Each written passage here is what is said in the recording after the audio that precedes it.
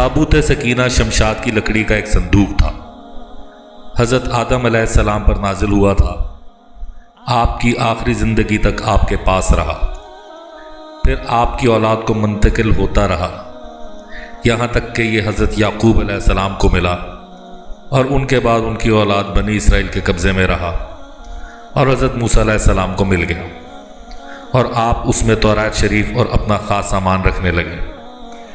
یہ بڑا مقدس اور بابرکت صندوق تھا۔ بنی اسرائیل جب کفار سے جہاد کرتے تھے اور ان کے لشکروں کی کثرت اور ان کی شان و شوکت دیکھ کر سہم جاتے اور ان کے سینوں میں دل دھڑکنے لگتے تو وہ اس صندوق کو آگے رکھ لیتے۔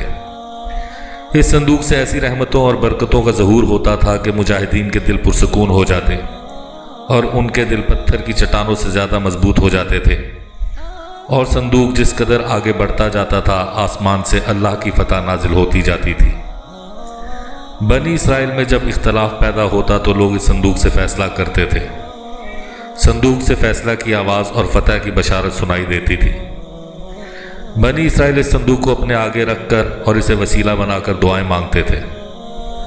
اللہ تعالیٰ ان کی دعائیں قبول فرماتے تھے، ان کی مصیبتوں، بلاؤں اور آفتوں کو ٹال دیتے تھے۔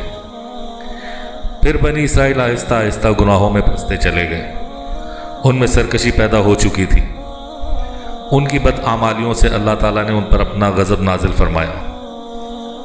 قوم عمالقہ کے کفار نے ایک عظیم لشکر کے ساتھ ان لوگوں پر حملہ کر دیا۔ ان کفار نے بنی اسرائیل کا قتل عام کر کے ان کی بستیوں کو تباہ و برباد کر ڈالا، ان کی عمارتیں توڑ پھوڑ کر شہر تہس نہس کر ڈالا۔